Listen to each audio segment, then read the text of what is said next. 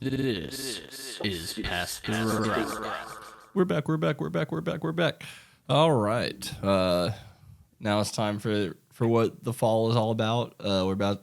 This is our last August recording, which means football is about to dominate everything. Well, that's 42. You're going to get a whole lot more of me talking a bunch of nonsense. All City, don't look at that. That's a joke. He lost a fantasy football bet. That's right. But we'll start in the world of college football. Week 0 happens. The first big game we had was in Ireland with Florida State, number 10 in the country, playing Georgia Tech. And it came down to the wire. It was an interesting game. It might not have been a great game, but it was an interesting one to watch at least. And we now have a new just clubhouse leader in terms of shitting on Florida State. Hold on, let me take a picture with Hold on. Take a picture. Them niggas was ranked 10? Yeah. God damn, God damn the ass.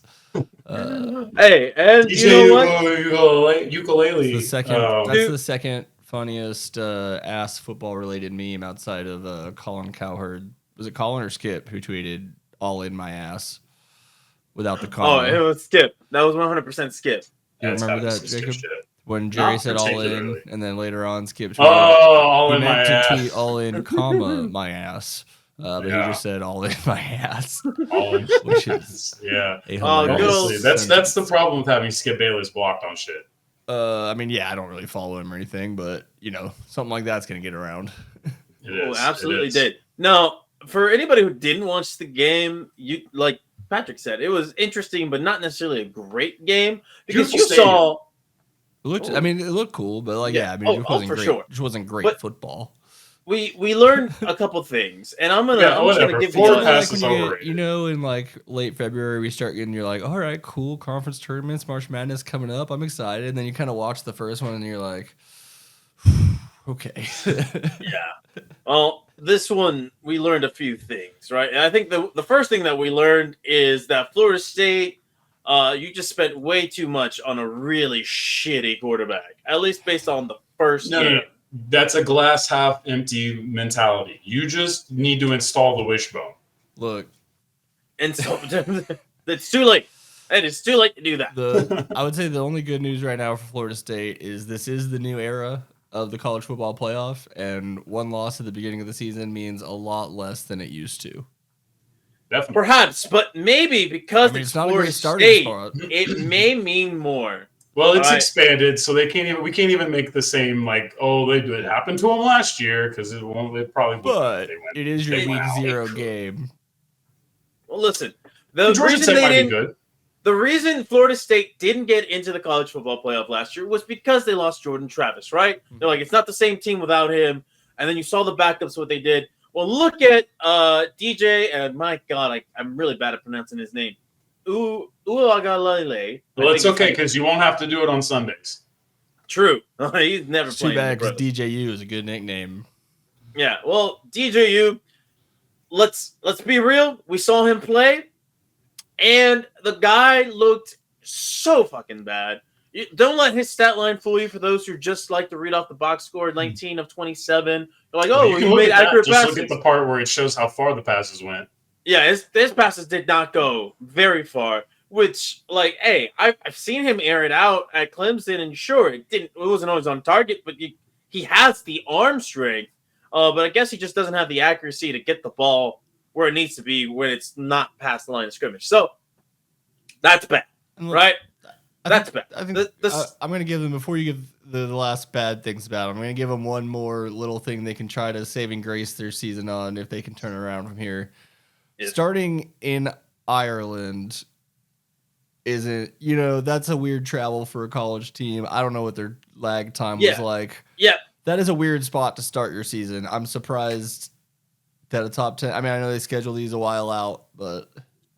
My next thing on that, though, thank you for bringing it up. Why do we have a team from Florida and a team from Georgia playing in Ireland when this could just be Notre Dame's thing, right? Fighting Irish...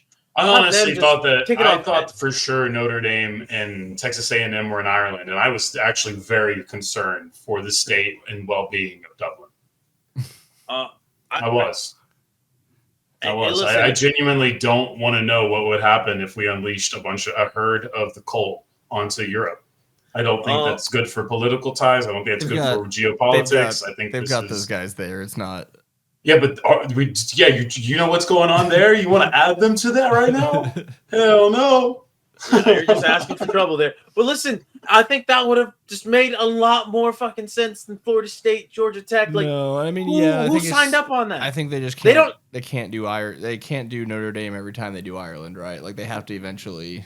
No, they There's don't. other Irish adjacent things. Like just send BC, right? Yeah. But you have to send BC. Boston College. But they have to wear the blood flags.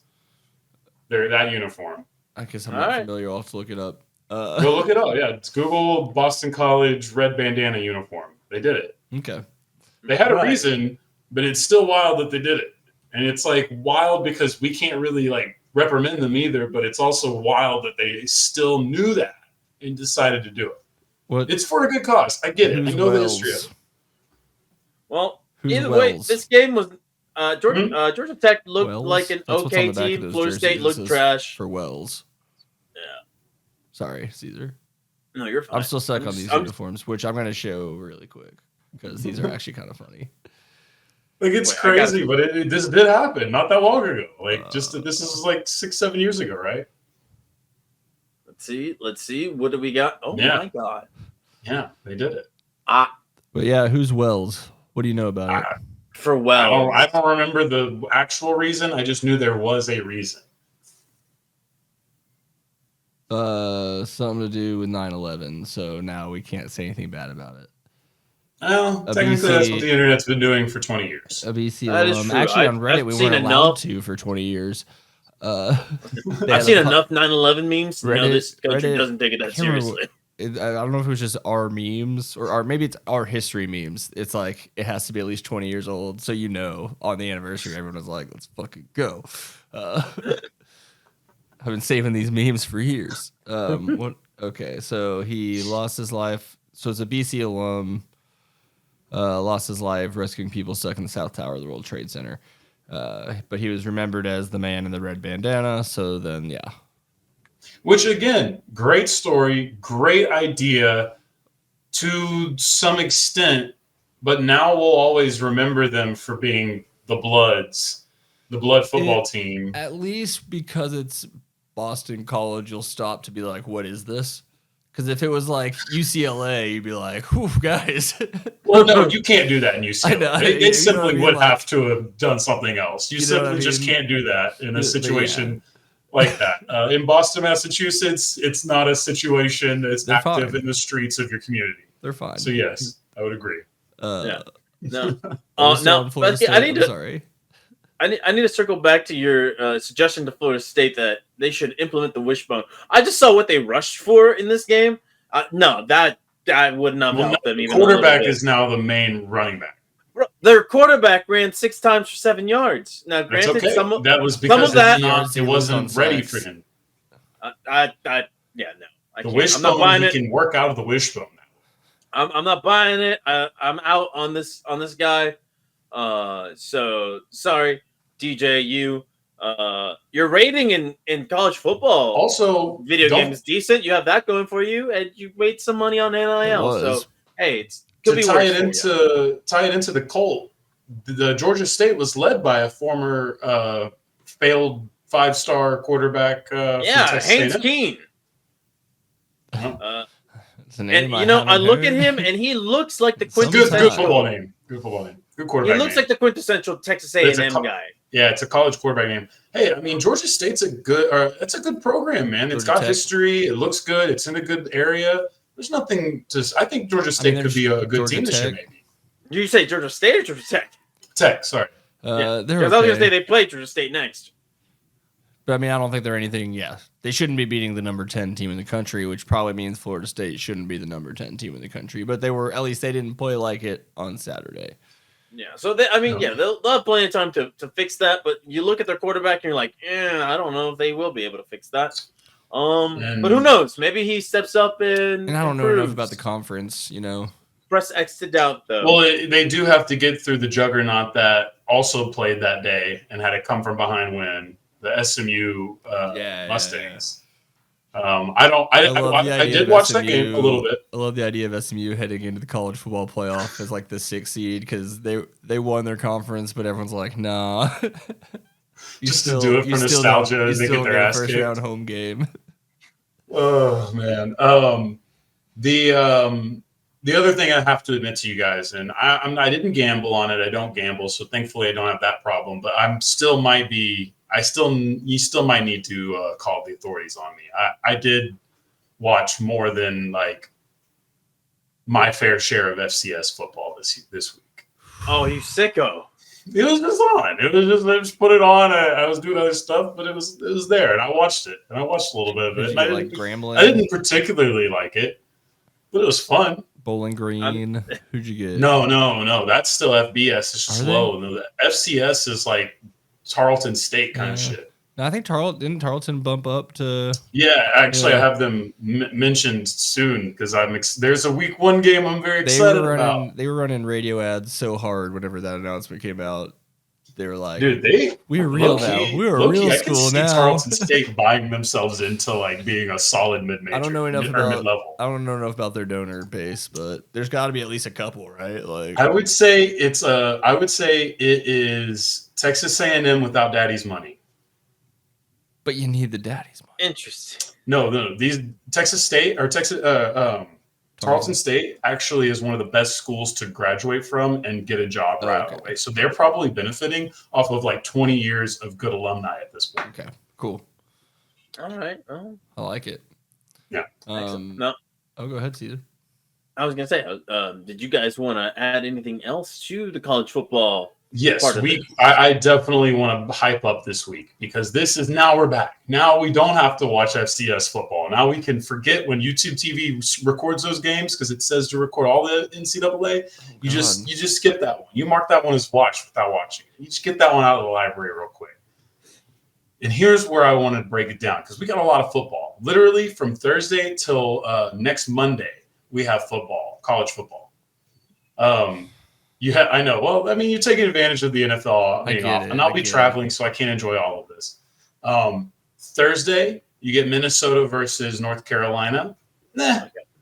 It's mostly notable because it's one of the few games that exist that aren't two teams that are completely from different sides of the spectrum of each other.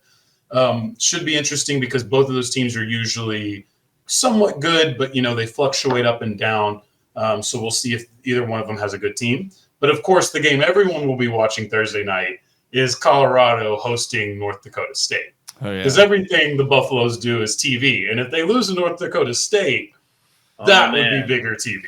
No, that would be great because everybody is like, they went from like the darling of college football last year to start off the year, right? When they beat TCU to just by the end of it and going into their offseason, just being absolutely hated by everybody. It's astounding. How quickly they turned that around. Early hater. Very early hater on this one. That's true. We were here for it. You were very early on the hate.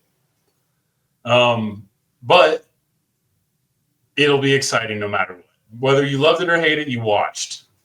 That's where Colorado Buffaloes, that's the Deion Sanders era summed up. I don't even know how it's going to end yet. I just already know that's the summer.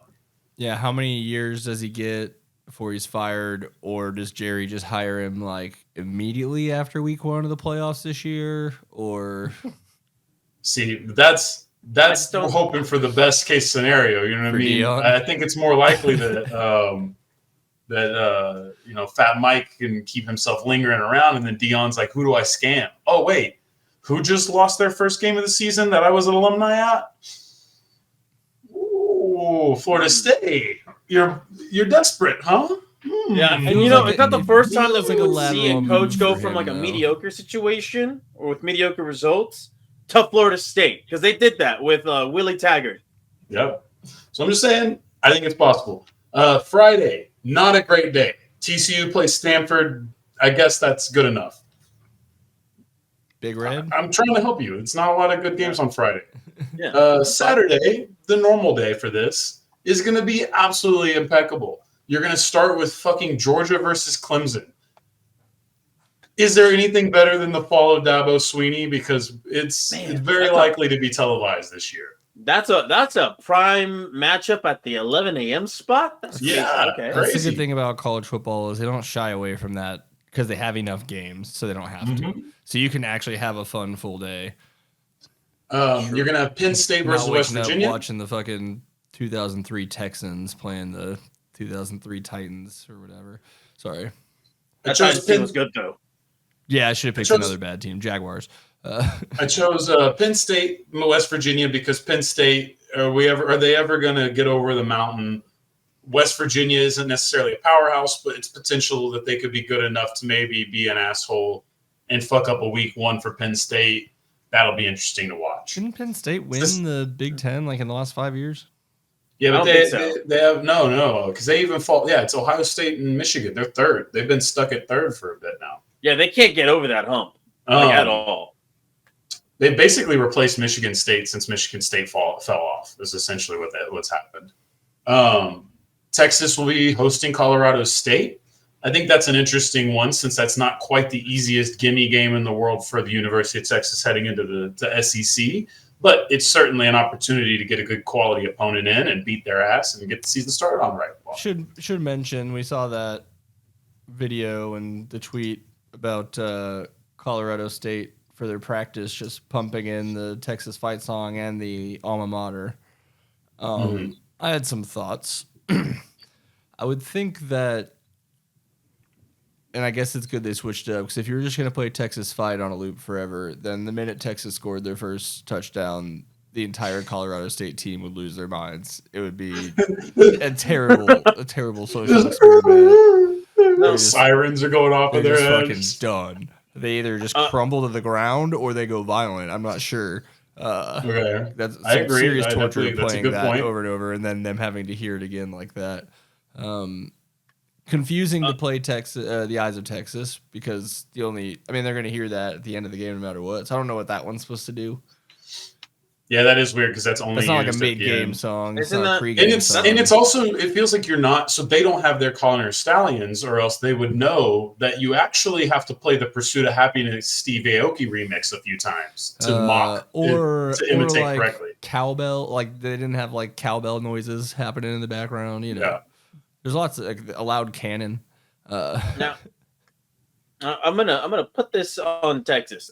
Beth, you mentioned a solid program. This has actually not been a solid program. I just decided to look at their win-loss record over the last couple of years. 5-7 last year, which is mediocre. I said at solid. best. I didn't say it was like I give Hold UNT a solid.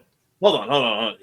This is below solid. These 3-9 in define what 2022. solid means. And 2021 also 3-9. And then in 2020, they won one game because They beat Colorado. That's might be okay. on Caesar's side here. Yeah, listen, they have not. I don't think they've had a winning season since the turn of the 2020s. So I would be very concerned if Michael Texas. Gallup once. Listen, if Texas gets a good game out of Colorado State, I'm worried about You Texas. say they produced Michael Gallup. That's I did. I'm pretty sure Okay, my high that's- school having Rushy Rice beats that. hey man, my high school produced Terrence Williams and Jason Smith. All right, two flameouts in the end. The number 2 overall pick in the 2000. The guy went to Baylor.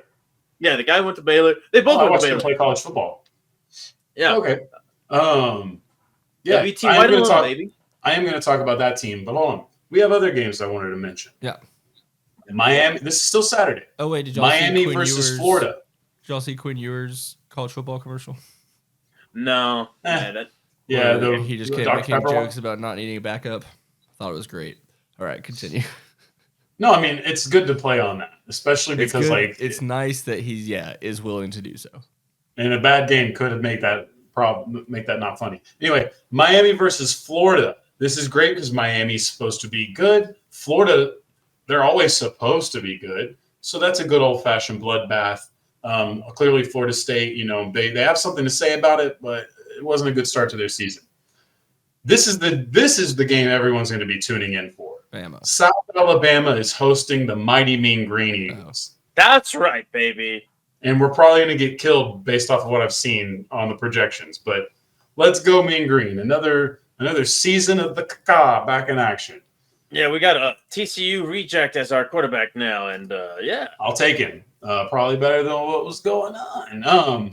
Oh no, last year's quarterback was great, man. And then the final 2 games of Saturday, we're going to put on our hater hats. I know, Caesar, you love your hater hat. Patrick, sometimes you like your hater hat, sometimes you don't. I like to keep it a conversation. Well, I think this is going to be easy. Both of these teams are going to inspire you to put on, maybe even to get a bigger hater cap. West Kentucky. No, this is going to be. I think I'm putting it all on Western Kentucky to beat Alabama.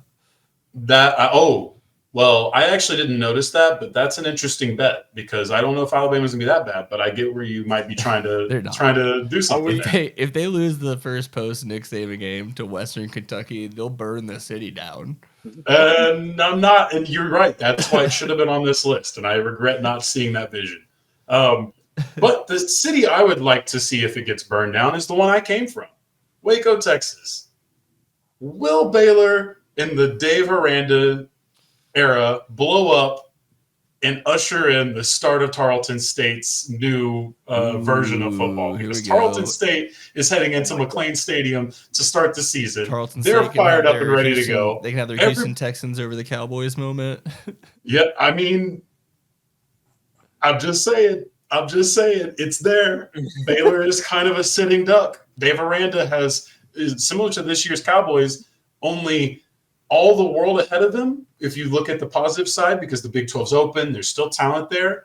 But then if he fucks it up, the margin of error is so slim for Dave Aranda. His pink slip could be coming any day, just like Mike McCarthy.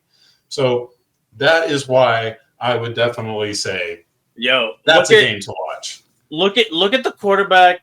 Look at the quarterback for Tarleton State and tell me that doesn't look like just another Gardner Minshew clone. His name is Victor Gabalis. Oh yeah, representation at the quarterback position. You love that. Look at that guy. That is 100% a Tarleton State quarterback if I've ever seen one, which I've never seen one before. But I imagine they all look like him, or they should look like him. This is not the best website I've ever jumped onto, and I don't.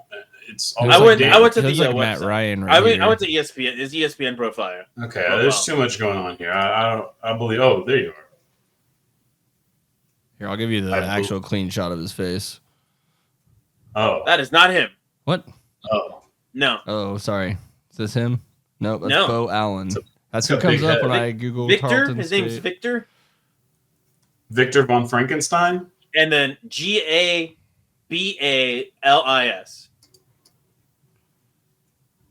That the second one, right there. Yeah, okay. The Uncle Rico looking one. Yeah, you're dead on. Just another Gardner Minshew clone. So what does he look like without the mustache? Baylor, that could be the sign of the apocalypse for you. Oh, you transferred down from Wazoo, huh? Oh, look at that. All right. We shall see, Waco. But that's not the only Central Texas city that everybody's eyes will be on. At nighttime, the Notre Dame Fire. Oh. Huh? I said Mary Hardin and Baylor. Mary Hardin. Get the fuck out of here. They're playing Texas women's, dude.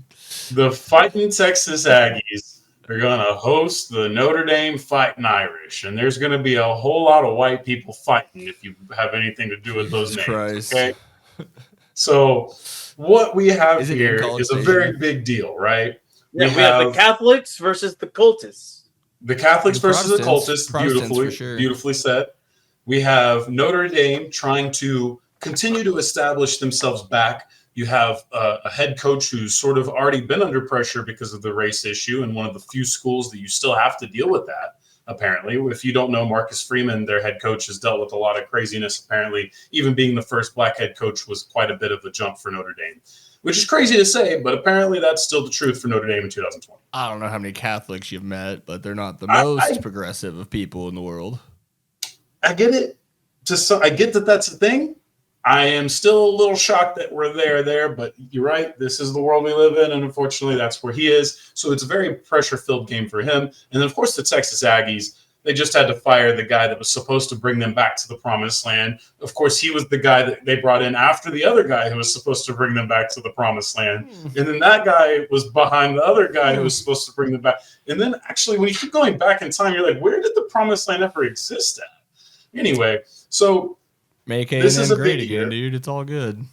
As much as I had to get my pot shots in, I'll be unbiased. I like Mike Elko. I do think he represents Texas A&M in the version of what they can be successful at. But you got to get off to a good start. Otherwise, you're just going to be the next guy treading down. I mean, you do. You really do have to get off to a good start to get these recruits momentum. I do think that Elko is I do really low-key hate how good I think he's going to be in A&M. But at the same time, you got to clean up the mess the guy that came in made for you. So good luck there. And it hasn't traditionally been the easiest spot to recruit because you're not only are you fighting with Texas, but you're fighting with all the rest of the Texas schools. You're fighting with Louisiana for LSU. I mean, there's you also have a very specific culture that whether you make fun of or not, athletes do have to adjust to that. They have if they're to going live there. Yeah. So some of that stuff matters a lot. It is also worth noting in a weird quarterback year, they do have one of the wild cards for potential number 1 overall quarterback in Wigman or Weigman. In the simulations I ran, Quinn Ewers won it without any problem. So Quinn, the bet kid. Obviously, Shedeur Sanders will be at least his. People will be looking at him. We'll see what he actually is. But ultimately, that's where I'm interested. Is what is A&M even going to look like? Are they on the right foot? Do they get the big win? And do they have a quarterback that could potentially jump through draft charts? You probably said is that game in College Station? It is. Okay. It will be in College Station. It'll be a big game for Notre Dame. Very, very big. That'll be game wild. I don't know if they've played. Every arena is a little different. I haven't been to it since they've reworked it, but I imagine they've probably made it a lot more insane to be inside of. And this is Cultus with hope. This is a new head coach. He's got 0-0 on the record book. All he has is up for these people. I'm pretty sure the version of Kyle Field that I went to in 2009 wouldn't even pass for like a 6A high school stadium. So Mike Sherman, huh? Maybe that era. I don't remember who. I think that might be the Mike Sherman era actually. Sunday. Yes, Sunday. You do have a football game to watch, and it's one I think I would watch. I don't know if you guys care about these two teams, but they're nationally relevant, historically at least. Whether they are this year or not is a question.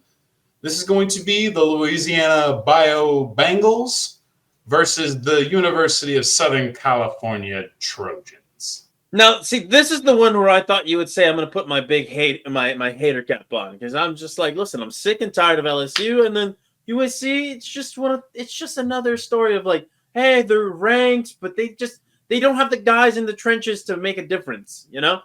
There's more immediate hate with the Baylor and A&M, but yes, I understand where LSU and USC also have charted into the overrated category for many fans. Absolutely. So, but like, I maybe I would watch that game. It just kind of depends. It's just now it's the only football game on Sunday, so you're probably going to watch the game. You know, Sunday is my mom's birthday. I'm not even going to really. Okay, don't watch the game. Don't do that. Don't do that. That's bad. I'll be at Rangers game on Sunday. There you go. I also don't know if I advise doing that either. I'm getting my World Series ring, dude. Come on, I earned it. Yeah, okay, that's true. You do deserve that. You don't deserve Jack Leiter, but you deserve that. I don't get him. I don't think. Anyway. Oh, they've saved it. Oh, there's hope for Jack Leiter yet. Okay, nice. I'll check back then on that later. Nice. I will finish this round off and give you back football by saying on Monday, to round this whole thing back to the start, if you're a Florida State fan and you're sad about that first loss, you got BC on Monday night for the world to see. So either you get back good or you're the only game on again and you lose again, and then it gets really unfortunate. Oh, it gets real spicy down there.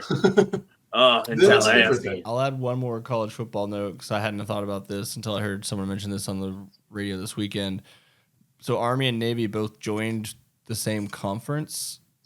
So technically they could play each other in a conference championship game and then play again the next week in the Army-Navy game.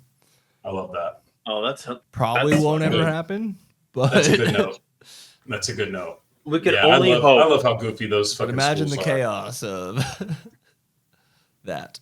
What that And might I do will to pay seedings. attention to that. I mean, It's a well, long shot. Neither one of those I teams mean- plays a. Look, we've very all watched an successful Army and style Navy of game because it's the football. only damn thing on. It's like on the same week as Yale plays Harvard, and we all pretend like we care about that. Well, I for think like Army half a Navy second. is the only game that whole week, right?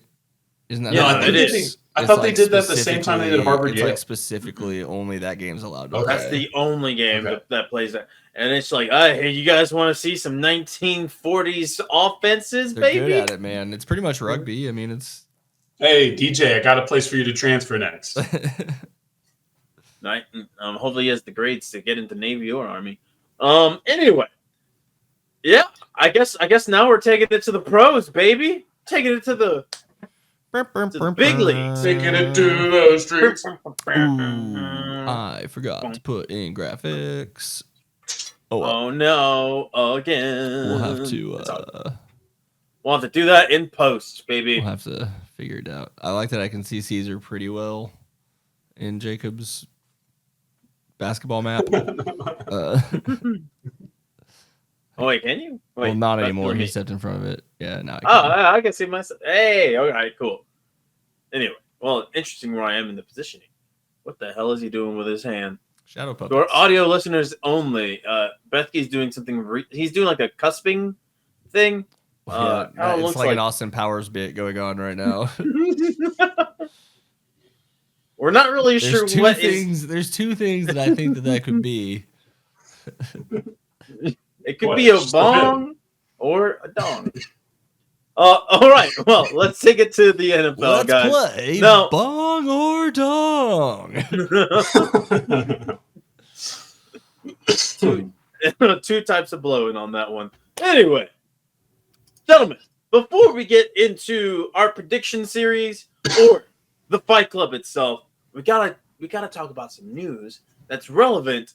Listen here, All City. It's relevant because we're all DFW guys here. Cowboy fans. Oh, CeeDee Lamb just specifically. got paid the big bucks. Jesus, did he get paid? Now, Cy Prescott, you cowards. Yeah, Did he? $100 million guaranteed. Did he get I paid? just, it's if I'm correct me if I'm wrong, Becky, but it's $136 million. I don't give a across 4 years. fuck. The only number I care about is more years. Give that boy the ball because he's good at football. Well, you gotta know because we're No, trying I to don't care. show The off. Cowboys, no, they We're trying to show the- off the All City, man. all. Yes, it was yeah, 136. We do. All City. We only care that they just kept the good player. They did it. That's all that we wanted. They did it. We They don't did. care Well, they about want the to present cost. us too. Oh god, sorry. They did the thing that everyone knew they should have done 3 months ago. And they did it in such a perfect fashion that there's no other conclusion other than Jerry Jones media publicity to draw from that. This is just textbook Cowboys, right? Dragging Maybe it out, Micah, get all you're the next, attention, baby. And Get ready all for this the next attention. year. Dak. and then what happens? Nah, so look, the Dominate Dak that thing one. goes one of two ways. Either Dak gets announced in season or right before it, or we head to a very expensive free agency. period. There's no. I just Uh, can't see why he wouldn't just go to free agency at this point. Sorry, don't want to derail. Well, honestly, there was a hilarious David Hellman tweet that he was like, "It's funny to think that Dak could sign for $56 million right now and do a massive home team discount." Yeah, I mean, yes. Yeah. You don't think So- Vegas He is can't going to do that. offer him the highest contract that's ever been given to a quarterback? Dak, it would be really great if you did the $56 million thing. Ooh, or go to San Francisco. Just saying. I don't know. They're stuck. He would definitely be a Raider. He's a Raider, a Yeah, I giant. gotta see. I gotta have to see maybe- who actually has Ooh, the a giant. money. That's rough. Yeah, because they'll probably bail on Daniel Jones and they'll be like, you know who's beat our ass all the time? Dak Prescott. And Then he gets It's there and true. he's like, It's I true. have gets no one play, to throw to. It gets to play against the Cowboys twice a year. It's not the worst thought. Yeah, I'm just saying. I bet it would happen. Absolutely. Now, to get into the finer nitty gritty details of this, because All City, we do care about the facts here. 4-year, $136 million extension, 4 years. $100 million guaranteed. Guaranteed. years. This man 4 got years paid. guaranteed. So here's the thing. Second, He second he most comes paid. in behind Justin Jefferson in terms of highest paid receiver. But he has the highest guarantees for a non-quarterback position, if I'm reading this Second right. highest. So, behind Jefferson, right? oh no, so Jefferson got less guaranteed than this. I don't think so. Yeah, But, Ziggy Wolf is cheap. yeah, CD just set the record for most guarantees for I a thought non-QB he set the record position. for the signing bonus. No, we're just talking about the guarantees, baby. Jefferson's guaranteed can look at this 110 million. Let's see. Let's look this up one more time. According to I had it over here in my notes. Jefferson's guaranteed 110. 110. Then let's see, what is CD's it? 100. Well, he cleared some record. It was Hey, the signing All bonus. City? Yeah, it was the Yeah. We nonsense fact-checked You each other cleared here. the 4 It's the nonsense years signing bonus, which doesn't guaranteed. mean anything. Oh, no. Then it is the signing bonus. It's a $38 million signing bonus, which is a record for receivers, and then $100 million guaranteed. And then he's at a $34 million annual average, which places him just behind Jay Jettas over there in Minnesota, which Patrick has no affiliation with because, He All City, this is lost Dallas. a fantasy football bet to put on the ugliest jersey in the NFL. Look, we got a hockey team, so there's a trade. He was traded up to the north, the Great White North. But we got the Stars and they got a cup out of it. So what are we gonna do? I mean, it seems like a good deal for everybody. No, I guess, yeah. Now, gentlemen, there's some more news in the NFL that kind of bears some attention, not too long. So we're just going to go into it. As we all know, the 53-man rosters have been set, but not completely in stone, right? Right before the season starts, we're going to see a lot of players on the move, either through trades, through waivers. One of the funniest cuts that I have ever seen, and this is just terrible timing. So the Cardinals cut quarterback Desmond Ridder. And why is this funny? It's not funny that, somebody loses their job, but here's the thing. He is in a prominent DoorDash commercial right now, and then he gets cut, and now he's in this DoorDash commercial for the NFL. Getting paid. And it's just a beautiful bit that the internet has been running with now. Yeah, but he's also a dude who can probably be a practice squad quarterback for like 10 years and make some solid money because he's mobile and he's like built like you're wanting your quarterback to be built. He just can't actually do it. So you just put him in the practice squad. You're like, all right, be the worst version of Lamar Jackson ever. And he's like, yeah, I do that. I think that only works if he's really good at film and all that. And maybe he is. I just don't know.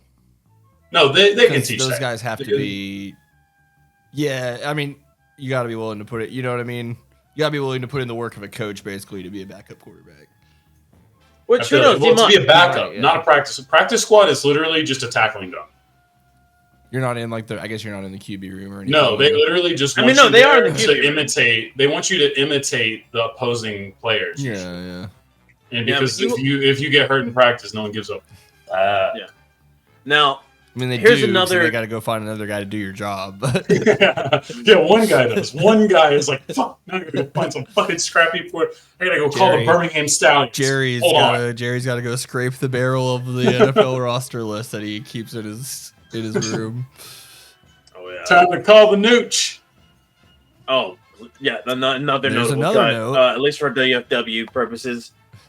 Another NFL note. Time to Bettanucci be a cut company man. loose. Yeah. Now, on another note, a notable quarterback that has been moved, former promising, Tennessee Titans quarterback Malik Willis is getting traded to the Green Bay Packers for a 7th round pick. Now, why is this notable? Because He was bad. I'm asking, why did the Packers take him? I have no What do they idea. Their backup quarterback situation is probably very just Huntley or mad. something? Well, still? stylistically, it kind of makes some sense, Patrick. Malik Willis is a mobile quarterback with a strong arm. So is Jordan Love. So if you want to try to replicate a lesser version of the Jordan Love offense, should he miss time, Malik Willis, I guess in theory, would plug and play stylistically. Although, they he look looked bad. They He don't looked- have. It's not even just like the Trey Lance thing where he's inaccurate. Like this guy couldn't do anything. Their even with website his doesn't legs. even have backup QBs listed at all in the depth chart. I think they had no one. How is that possible? perhaps. Oh, that makes more sense then. They probably just cut the dudes that they didn't like. They just needed the body. Yeah. Yeah, now Malik Willis did look back. It did look pretty bad in 2022.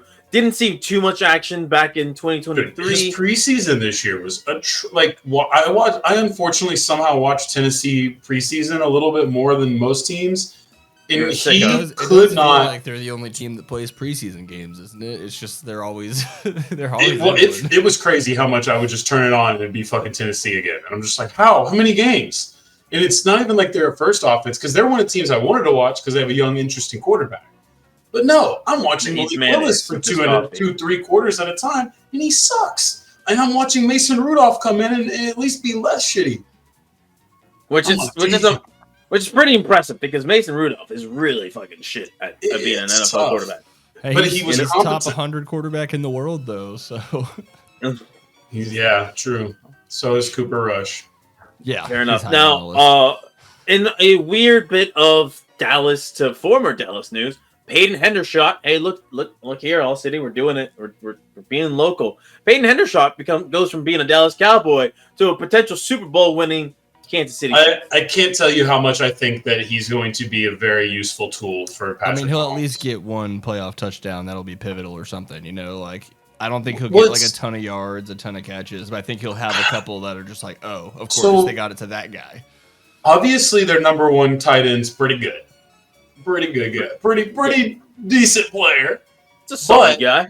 Hendershot, especially with Kelsey being a big guy, and I don't know what their depth chart looks like in that position, but Hendershot as a H-back, as a receiving tight end, kind of highly fuck-wittable.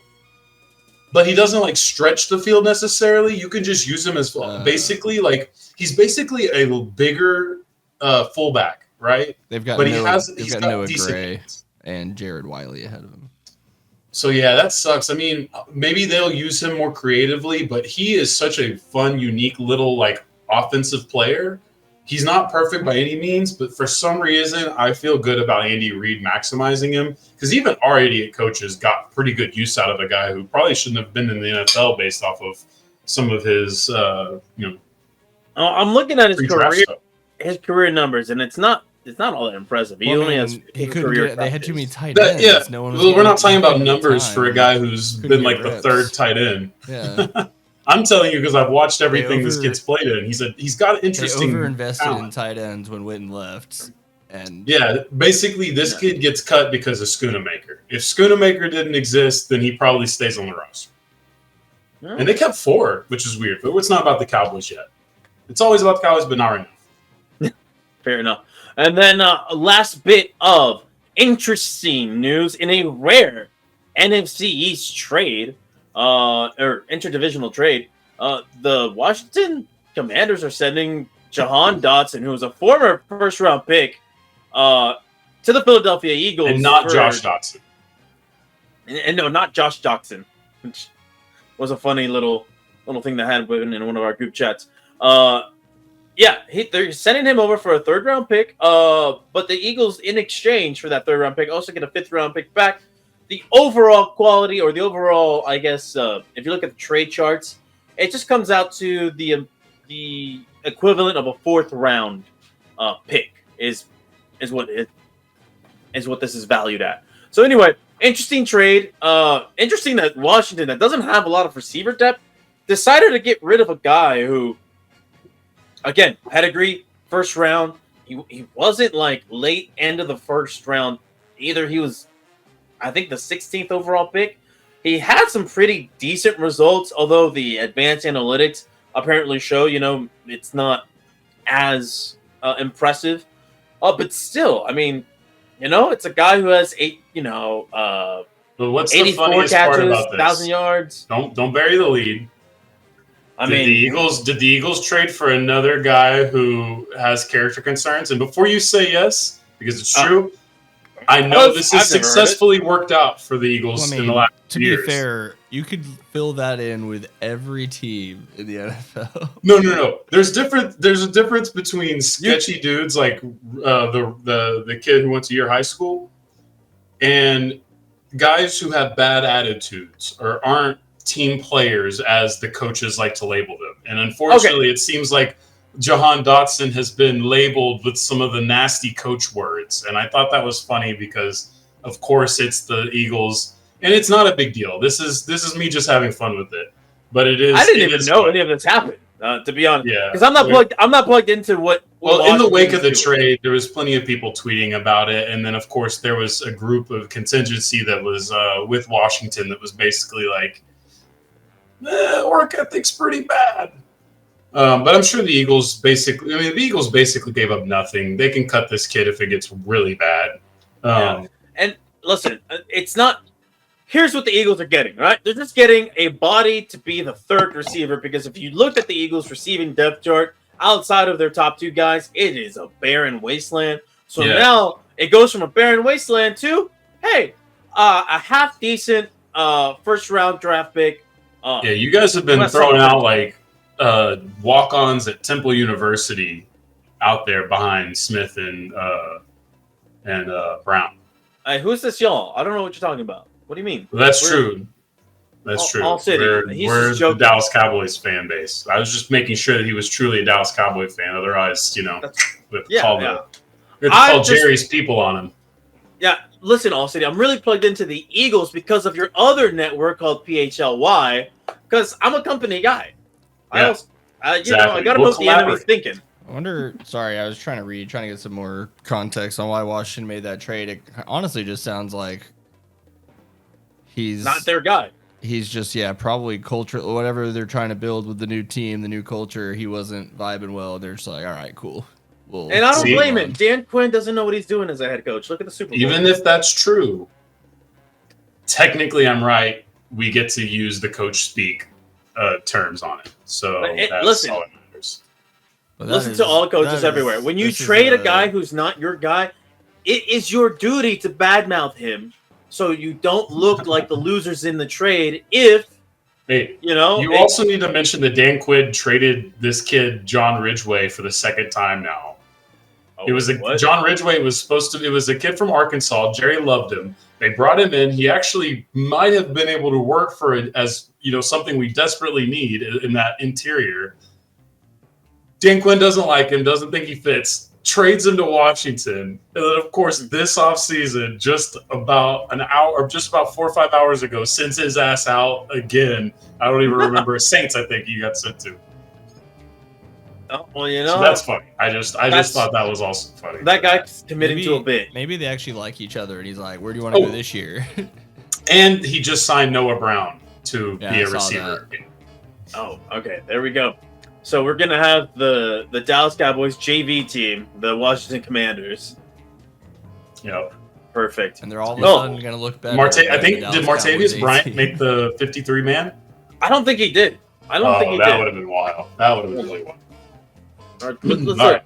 Martavius Bryant. I'm gonna look this up real quick. This makes for great radio. He's released. Yep, they released him. Shame.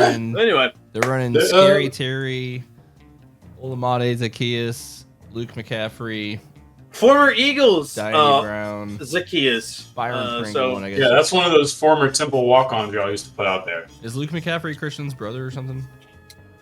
Yeah, I think so. Yeah, I think Luke McCaffrey is a McCaffrey clone. Because their dad's Ed McCaffrey. Or his dad's Ed McCaffrey. Mm-hmm. The other one's uncle is Ed McCaffrey, I think. So cousin maybe?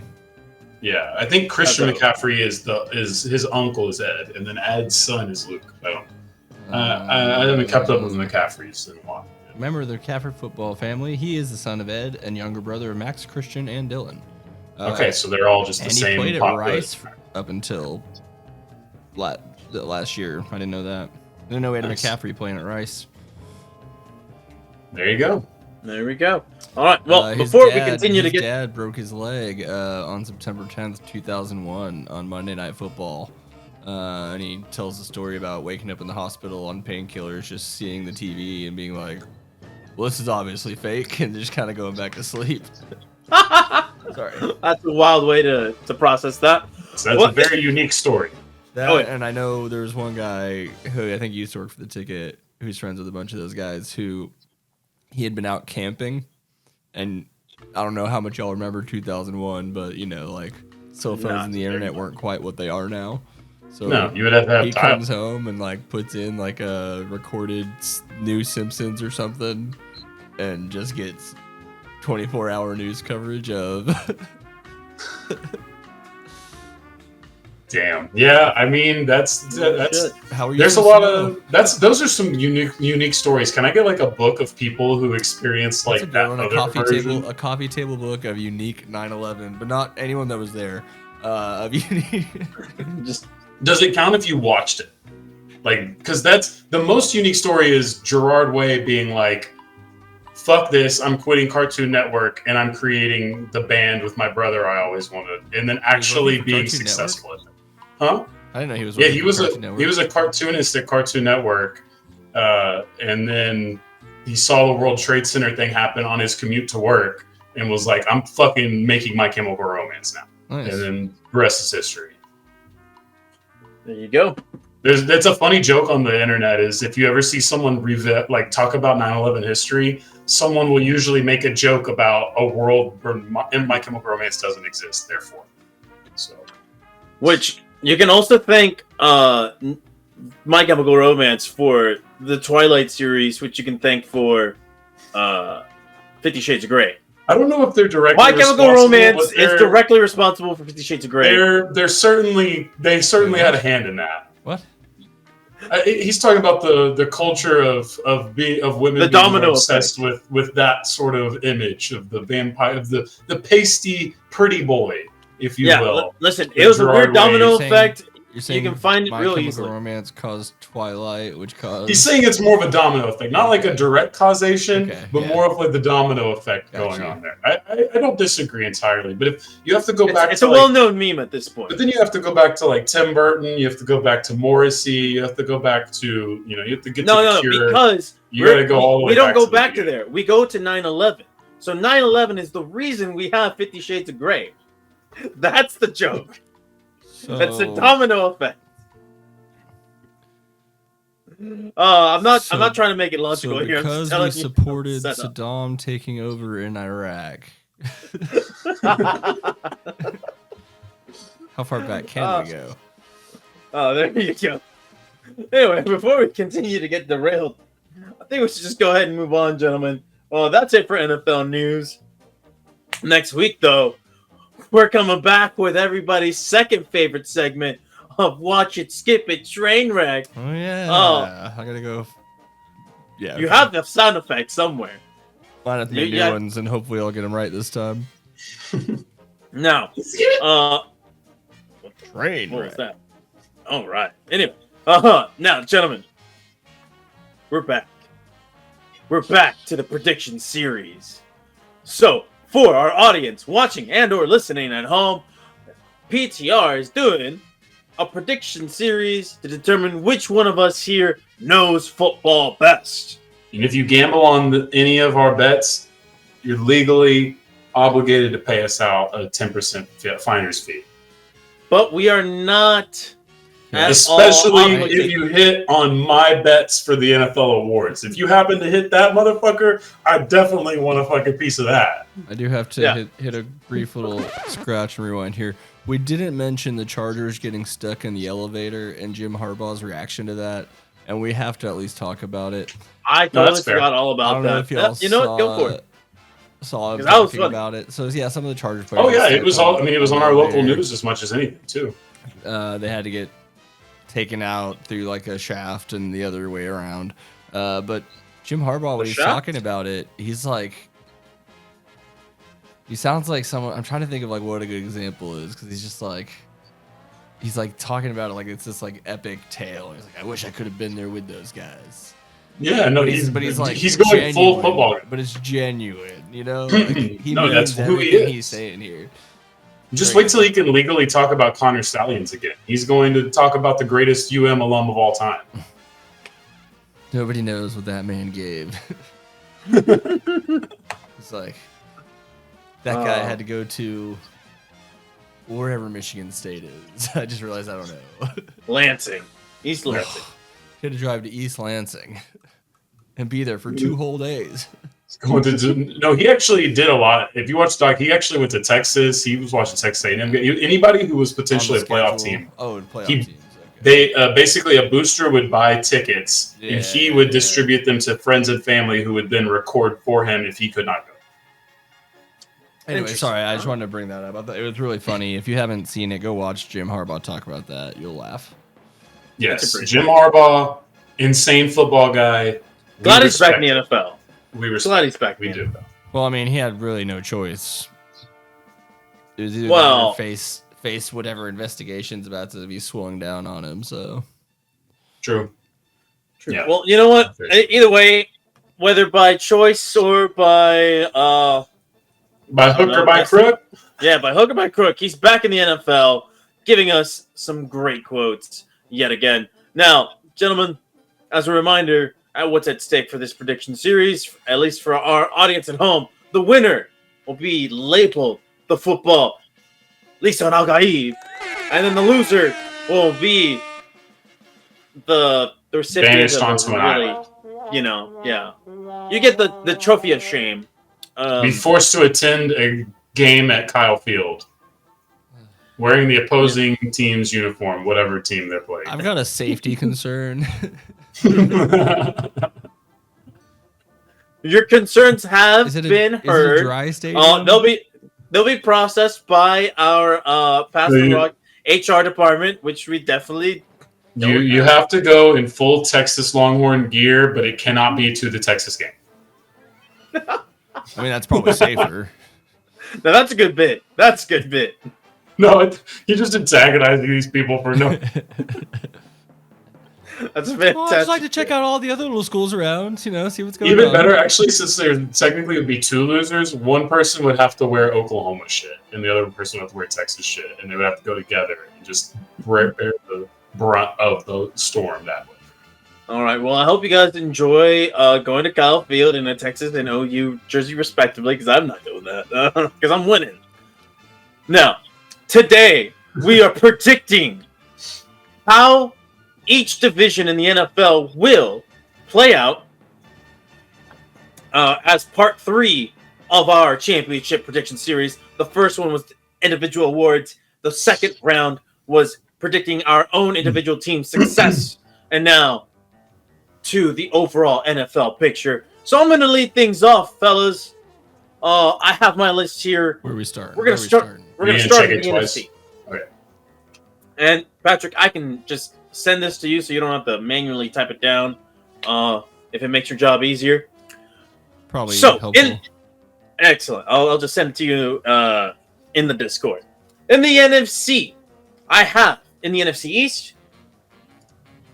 we do not have a repeat winner this year. Yet again, we're going to cycle through this back and forth. It's going to be the Eagles in first place, the Cowboys in second, the Giants and Washington should kind of just be tied. But I actually have Washington in third place and the Giants in fourth because the Giants are just that fucking shitty. I hope that's the difference in me and you scores this year is our third and fourth place finishers in the NFC East. Dude, we have to do all of them? We're ranking the whole division? No. I'm just doing that. Oh, I did that. Okay, there you go. Well, 2/3 of us did it. I'm putting the Eagles last intentionally now, just out of You're spite. just throwing it? He's just throwing it. Well, hey, he already threw this competition I'm with putting his on their awards. downfall every year. I'm just all manifesting that again. counts as who we picked to win it, I guess, right? Yeah. I don't know how you play it. I don't know how to value the... No, I'm just doing who gets the winners correctly. But for the sake of, just content, I'm giving just so we have I'm it. giving the whole thing, So you have it. So I have it.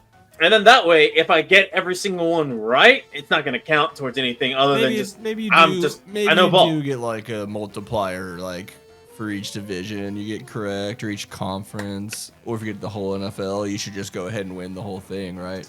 Maybe. if you Yeah, can I want to correctly know, right? predict Because then that just means I know ball. If you can correctly predict all 32 teams, I don't know why you should not win, but Yeah, we'll just go ahead and make that the automatic it's like the golden multiplier. Yeah. But you know what? I'll give Bethke this. If he somehow wins this individual award predictions. It'll be so satisfying on so many levels. I would just give him the win because it's like, wow. If Jalen committing Hurts to the gets bid. injured and Saquon goes down, the Eagles could finish last in the division. Anything can Don't happen. wish. It's football. It's football, baby. I can talk myself into anything for any team. But That's the Caesar, beauty of the NFL. like I said, I pretty much had the exact same as you, except for I have the Giants ahead of Washington. All right. So is that how are we announcing these? Do I go Now now? you're or do I- up. so I'm gonna go through every single one, Sorry, I thought we were doing each and then division. you'll go through, and then I think it'd be faster the other way, if I'm being honest. all right. So go with It's a division little- winners. All right. So Just to do division and then move on by division instead of just 1, 2, 3. word. So in the East, I have the Eagles. Patrick, who do you have? Eagles. And then of course Becky. The goddamn Dallas Cowboys. I picked them last week, so I had to technically double up. Yeah, Otherwise, I would've you really don't have a choice, I right? did have to do that. Yeah. So unfortunately, Wait, what now did I you do have last to week? solidify that. And all right, so we're gonna move on to the NFC West. History is made to be broken, fellas. Perhaps.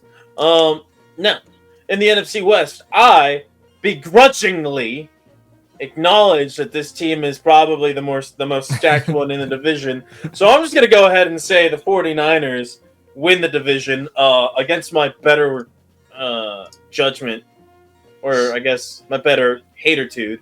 And then I just see it going Seattle, LA, and Arizona. Just kind of makes sense to me. But Becky, who do you think wins the West? I'm picking the LA Rams because I deserve the Niners to suck this year, and I'm going to manifest that too.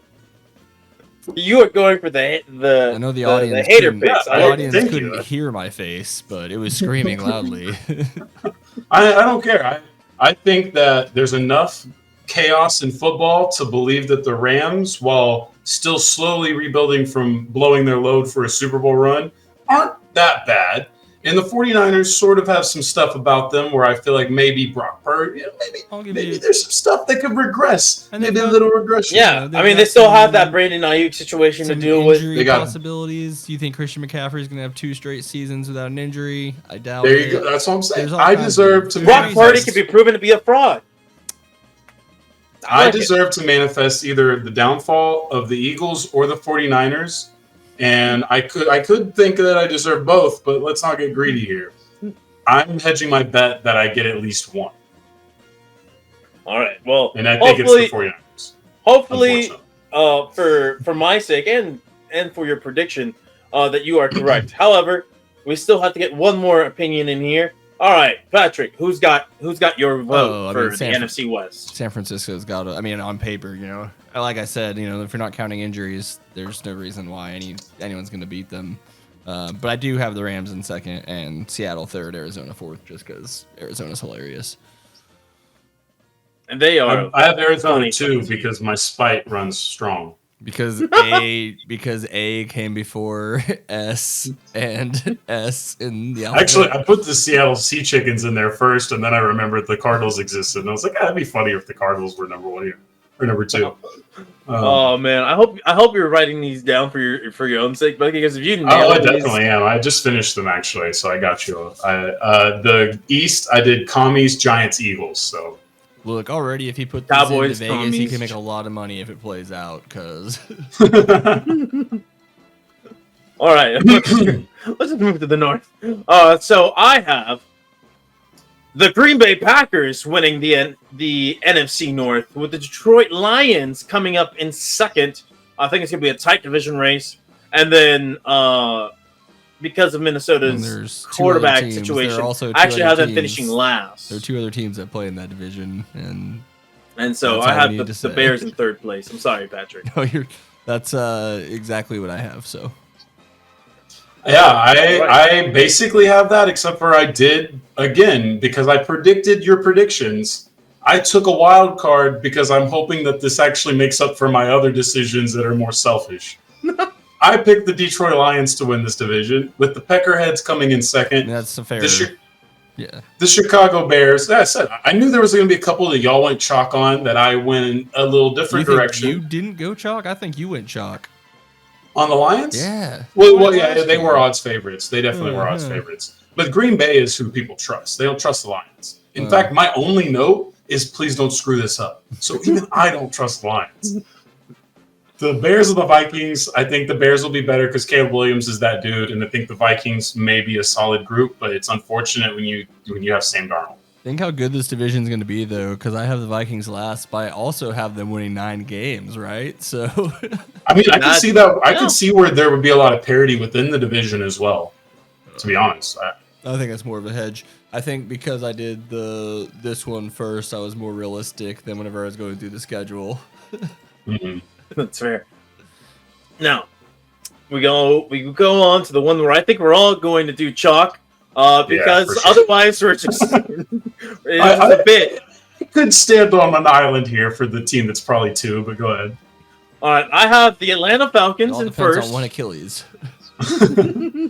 Got the Atlanta Falcons, and then the rest of the division, I go Tampa Bay, New Orleans, Carolina, because it's just like I just see mediocrity with New Orleans. I see a train wreck in Carolina, and then I just see Tampa Bay kind of just benefiting from those other two being really not that good. Believing in Baker twice in a row feels like I can do it. I feel like I had enough evidence to bet on Baker again this year. But then, like, I also feel like by halfway through the season, if Tampa is shitty, I'm gonna be like, I knew Baker sucked. I think he's in a spot like Romo was at the end of his career, where he's kind of figured it out, but he just can't physically stay up for long enough. Well, he's much younger than Romo was. I know. That's unfortunate. I don't think he was ever as well. I shouldn't say that. Yeah. Mid Cousins is definitely going to turn into an all-pro when it comes to being in the South. I agree. And as long as they don't have a bunch of primetime games, he's destined for some great success in Atlanta. I would be willing to bet that division has the least amount of primetime games. I hope so. Jeez, it's not. It would seem necessary. Well, the same one in the other conference you could maybe talk about, but there's at least 2 young, fun quarterbacks. But I too have Falcons, and then I got Saints, Panthers, Bucks. But you might as well just. You have the Bucks in last? Yeah. So he's really bailing on the Bucks. That's real big. That's really. Throw those 3 teams in a blender, and whatever comes out is whatever comes out. But oh man, you guys don't understand how bad Carolina is, but I get it. I get it. It's not a fun division to really focus on. So let's just go ahead and move on to the next conference in a division that's also not very fun to focus on. Actually, it might actually be fun. It actually might be fun now that I think about it. Just because of the drama of the off the field shit regarding some of these guys. I got the AFC East leading things off here. Now, I could have gone against the grain, and I could have gone with Miami first. But I just don't believe in Tua Tagovailoa. Sorry, Tuanon.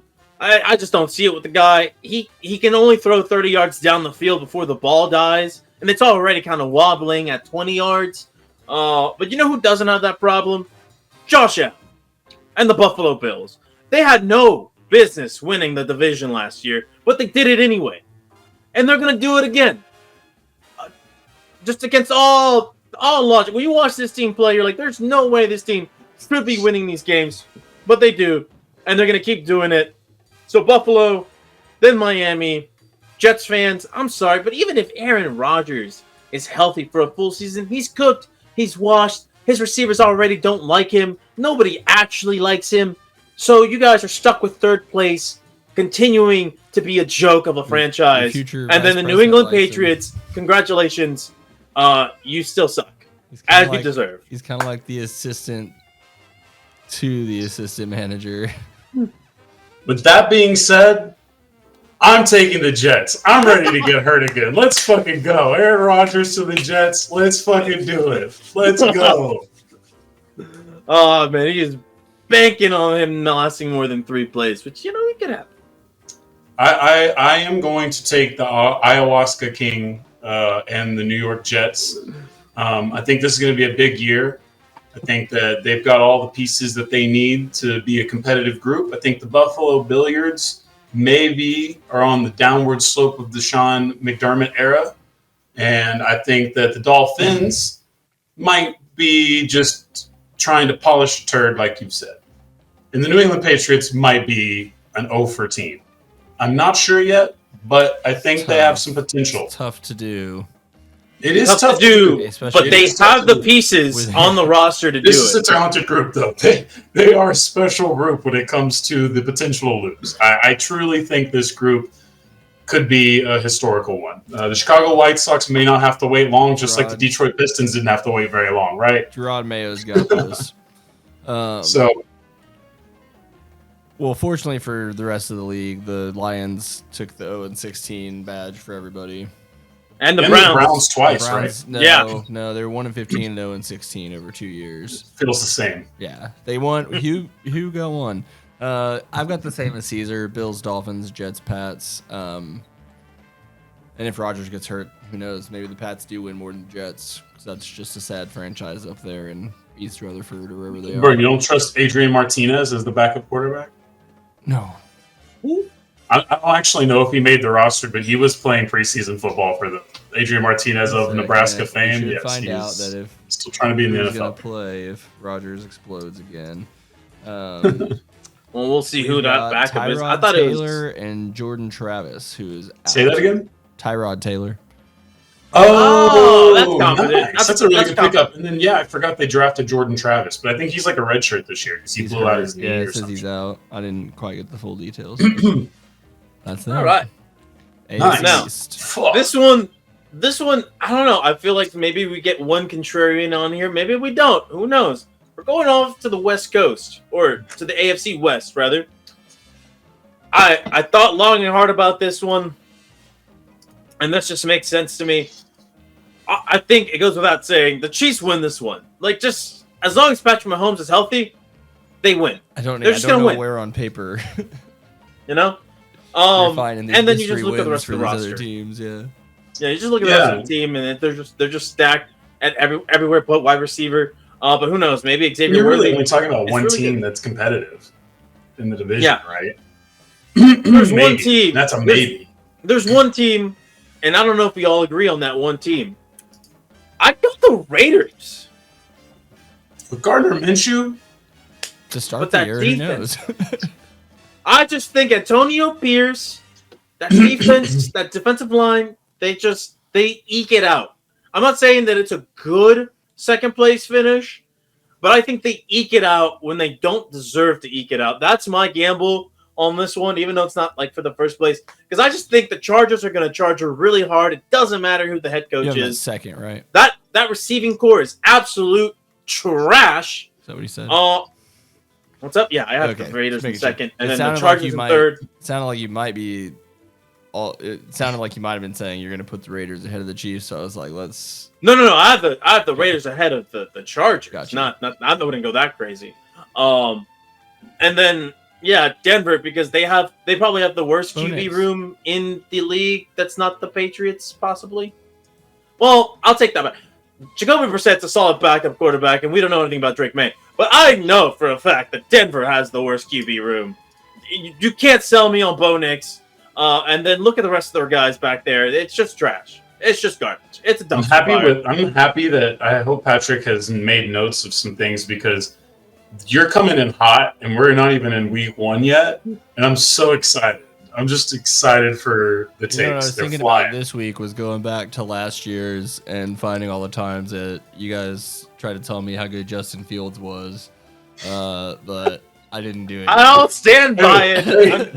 that dream is not dead yet. It's not It's dead on yet. hold. It's on hold, I've but got it's plenty not of my dead yet. own, but I can only remember y'all's. So It's on life support. It is on life support, but I will stick to it until he flames out completely. But I'm confident in these takes way more. And I should That- be fair that my problem was never really with him as much as just what that organization. It's just like a black hole. Although I do feel. But now it's all erased because they drafted We'll a kid see. so good it may not matter. We'll see. Yeah. I'm confident that the Chargers receiving core is so bad that it doesn't matter that it's gonna null the Harbaugh effect in year 1. Maybe not year 2 if they build around him. And then Denver, their head coach is cooked. Their quarterbacks suck. That defense is just a shell of its former self. That receiving core is not even as good as it used to be. Denver, you might be in competition for a top 5 pick again. I'm just saying. Hey, that's how you get better. I'll go quick because I just did the exact same thing you did, so there's not a whole lot to add there. Oh, you got the Raiders finishing second as Yeah. well? Nice. Thank you. Nice. Yeah, so I did pick the Chiefs because ultimately I don't want to go over. And I did. This will be the year they don't. Now that we all Well, three. I'm not going to say that that's impossible because I do actually have the Chargers as my second team. I think they have more talent, and a great football mind once said, "Less thinking equals talent take over." And so I'm wondering if the Chargers don't end up having a little bit of less thinking talent takeover moment with the group that they currently have. Yes, the receiving core sucks. But, I mean, you have a really good quarterback. You have other nice pieces. You maybe might be able to make it fit for a little bit. Who knows? You can maybe even add a receiver in season. Raiders, I don't think they're going to do anything but position themselves to offer Dak Prescott and or whoever else might be the number one quarterback of next draft class all the money in the world. It wouldn't be or not draft class, free agent stuff. I mean, it's somebody. Like, I feel like either they trade, they sign Prescott, or they trade for somebody else's guy and give him the money that maybe the other team isn't. Raiders are definitely going to get frisky soon, I think. But this group is a sitting duck. Broncos, I actually am not that out on Bo Nix, but there's so much wrong with this team, and they debuted tanking uniforms. We know where this is going. Love it. Because you're right. That uniform is ass. A hot pack of ass. Yeah, that's a uniform you're going to lose for 2 seasons, and then you're going to go back to the old thing and forget it ever happened. That's right. How do I find it? What is it called? The Denver Broncos uniform? The hot pack of ass? Let me see. I haven't Don't seen what the Google new ones are, so. Oh, yeah. They definitely look like jerseys that you don't expect to win championships in. And I think that's okay. They remind me of they remind me of the Jaguars' old uniforms, the one they had with what's his name? Broyles? Blake Bortles. Blake Bortles. The That's two-tone helmet? in that era. The two-tone helmet? It's not the two-tone helmet, but it's the uniform itself. He's just talking about it's just very boring and like it is generic as hell. It looks like a created team. Super generic. Yeah. Yeah, there's no inspiration behind that one. Now, let's go on to the next division that I have listed here, the AFC North. This one was actually hard. This was probably the toughest one to predict because 3 of those 4 teams could absolutely win this it feels like division. every year that's just always there's something about that division. You got 3 guys. Well, you have 3 teams that 2 of them have I think really you could talk yourself into all 4 if you're really crazy about it. Which I'm not. This year, maybe. I have some sanity. Not normal. This year. Yeah, maybe. So this one was tough, but I thought, you know what? I think Baltimore's going to take a step back. They did lose quite a bit on both sides of the ball, receivers and on the defensive side of the ball. So I have Cincinnati. I think Joe Burrow is due for a healthy season if his career trajectories goes like it's been going. And a healthy Joe Burrow, Jamar Chase. You have T. Higgins, who's basically auditioning for a number 1 receiver contract. Think he's going to ball out this year. I think that team ekes out. Baltimore finishes in 2nd. Pittsburgh in 3rd. I think, and then I think Cleveland is they have a terrible QB situation there for a multitude of reasons.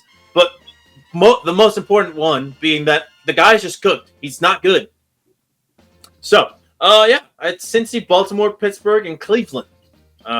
Now, I wouldn't be surprised if any of the first 3 that I mentioned win. I would be surprised if Cleveland wins, just because I think they are that handicapped by their quarterback situation, despite having an elite defense. But yeah, Patrick, Bethke, what do you guys think? What are we feeling here? I'm in a Patrick. similar probably order. I have the Ravens first. I don't trust Joe Burrow that much. Then I got Browns and Steelers. What's interesting, I think, is that Tomlin's never had a losing record, and we'll see if he can finish last and still not have a losing record. So you had Ravens, Bengals, Steelers, Browns? Browns, Steelers. Browns, Steelers. Okay.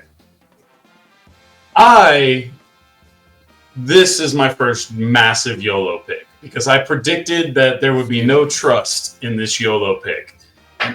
Even though they're going to lose week 1, the Cleveland Browns are my pick to win the division. Why? Because I need a YOLO pick that seals the deal, and I knew that you wouldn't have the guts. And hey, if I'm gonna lose, I'm gonna lose. But if I gotta win, I gotta get creative. Okay. So I YOLO'd this on the off chance that Deshaun Watson is kind of back enough. Fair. All right. Ravens, Steelers, Bengals is how I have it predicted. No Nick I am Chubb low on the for the Bengals season, because I think but- they're cheap, and I think that could be coming to roost sooner than later. That's fair. That is a fair criticism against that franchise. And I do trust the Steelers, even though their quarterback room is a two-pack of ass, as many folks have called it and memed it. Actually, With potential. have you seen the Too Fast, Too Furious cover, but two-pack of ass with Russell and Justin on it? Yes. Yeah, you're gonna try to tell me Justin Fields, who can't even beat Russell Wilson. Listen. No, There's no, never a bullshit. chance. That was a ceremonial bullshit. start. That was they did that because he's an old head. Mike Tomlin Mike respects Tomlin the old doesn't heads believe too in young much. players. You can't tell me otherwise. he wants Russ to go fuck it up early and then put his boy in. Because it's only a matter of time. Don't worry, Russell Steve, we're Wilson gonna keep this gets 4 narrative games. alive. Russell Wilson gets 4 games, and then they realize he's cooked, and then they put Justin Fields out there, and then we'll see for real if he's actually a complete ass at this point. Anyway, speaking of ass, this might be the worst division in the AFC, without a doubt. At least they're bottom 2 teams. Still kind of fun to watch though. Yeah, there's some fun. There's some talent. There's for sure some talent. This one was a little tough because Indy's situation's a little weird with Anthony Richardson if he's going to be healthy for the year. But I think Houston absolutely dominates the AFC South, and then the rest just kind of like it could go either way. I decided I'm putting Indy in there on the off chance that Anthony Richardson is healthy. I just think he just brings way too much to the table athletically for them to fail. Even though I'm not exactly impressed with the rest of that roster. And then you have Jacksonville. Listen, the Jacksonville Jaguars, as long as Trent Baalke is their GM, that roster will always be just a 2-pack of ass in places where it needs to not be outside of the QB room. This is just another year of Trevor Lawrence getting killed behind a bad offensive line and not having any real good wide receivers to throw to. And then Tennessee Titans, that's just a rebuilding team. That is a rebuilding team if I've ever seen one. Their head coach might just be like somebody warming up the bench for the next guy. He even has his dad on the sideline with him, just big chilling. Yeah. And then Will Levis, I'm like, man, he had a great debut, I think. I don't trust it yet. I need to see another season of it, especially now that he has a somewhat established receiver to throw to in Calvin Ridley. So my question is, Mayo in the coffee quarterback or nails painted quarterback? Nails painted quarterback, 10 times out of 10. You are a disgusting freak, Will Levis. Putting mayo in coffee, you sick fuck. You think that's a real thing? Shame on you. I think that's a good answer. I think that's a very good answer. I don't know if this is a real thing, but I think anyone who is okay with admitting that could be a real thing, even if they're trying to be funny about it, is a sick bastard and should be arrested immediately. Absolutely. Exponentially. Now, with that said, Bethke, who do you got? I actually don't remember. I think Vegas has the Texans, right? Yeah. Yeah, fuck that. Texans debuted shitty uniforms. That's not good for them. They're going to regress. They The already have bad Jacksonville uniforms. Jaguars are going to finally put together a season only to immediately regress next season. This is the 1 year of Trevor Lawrence's Jacksonville Jaguars career where they win 12 games. They're going to be great. They're going to have a nice defense. He's going to have it together. The offensive line might not be great, but they'll have it at least a little bit closer together. They're going to be a solid group. It's a winnable division. They might be really good in the division. That'll help them. Boom. Jacksonville Jaguars, then the Texans, because they're still a good team. They're still coached well. They got a good quarterback. The Colts, because I think Anthony Richardson will be fun. And the Tits, because you're right. The Tits are definitely rebuilding. Patrick, where are you at? Yeah, so I think the Texans are getting way too much hype. Like, I think they're a pretty talented team, but every time someone gets hyped like this, we don't quite see it. So I've got the Colts winning. With the Texans right behind them. Jaguars, Titans, I don't know. Just toss those two in a fight and see who wins. But I do think the Colts are an interesting team. They were really dynamic when Richard was healthy, so I'm just going to bank on him being healthy all year. Beautiful. You can only hope. Well, that solidifies the prediction series. We'll only know the results of this at the end of the year, so now you guys are forced to Well, I've long stay forgotten. and tune in to see which one of us knows ball. I'll put them on our website that I haven't worked on in a long time. Goddamn right. There you go. Now, we're almost at the end, gentlemen. It is almost the end of the Fight Club.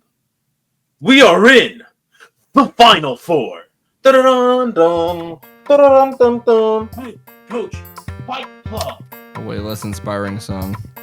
Hey, Coach, Fight Club. It's the Fight Club, baby. This week, we are doing the Final Four. We're doing both matchups of the Final Four because next week, right as we lead in to the regular season, we have the championship fight. And we need to get these coaches back onto the sidelines so they can prepare for the season. It's only right. So, this week's matchup. Got a week to heal from dying twice. That's, Hey, that's right. only the great competitors can do that. That's right, man. Hey, they don't. The audience doesn't need to know what we give these coaches so they can come back to the sidelines. Okay. There might be some necromancy. There might be some weird witch potions. Some illegal substances. You know, just a little bit of everything. But they don't need to know. A lot of ayahuasca. No. A lot of ayahuasca for some of these guys, maybe. Now, we're going to just go ahead and list what we have for our fight. In one side of the bracket, we have Mike Tomlin versus Robert Saleh. And then we have D'Amico Ryans against the undefeated Raheem Morris. Now, gentlemen, the way that I have it on the rundown, that's the order of things. Because I feel like D'Amico versus Raheem might be a very explosive bout. That could alter the fate of the Atlanta Falcons franchise forever. Depending on how Make them this goes. champions for the first time. That's Second right. time. They have a lot. Second time. Yeah. They have a lot riding on this. So, let's go ahead. I'm going to spin the wheel to determine what type of fight we're getting out of Tomlin versus Saleh. Play the music. Okay, now we're going to take two on this one. Dun, dun, dun, dun, dun, dun, dun, dun.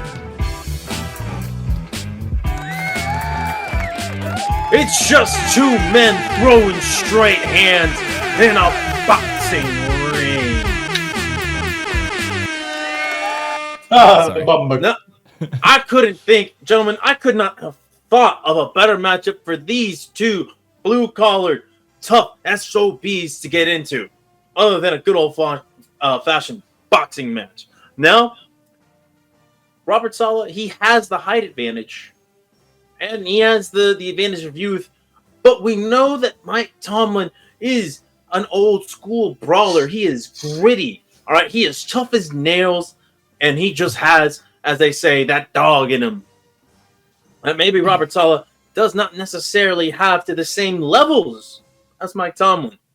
Now, guys, I'm going to take some inspiration from a certain Rocky movie for this fight. And it's arguably the worst Rocky film. At least it was one of the worst ones that I ever saw. Oh, and Bullwinkle? They're all tied for last. Oh, yeah, that's a hot take right there. It's kind of cool they got Robert De Niro in it.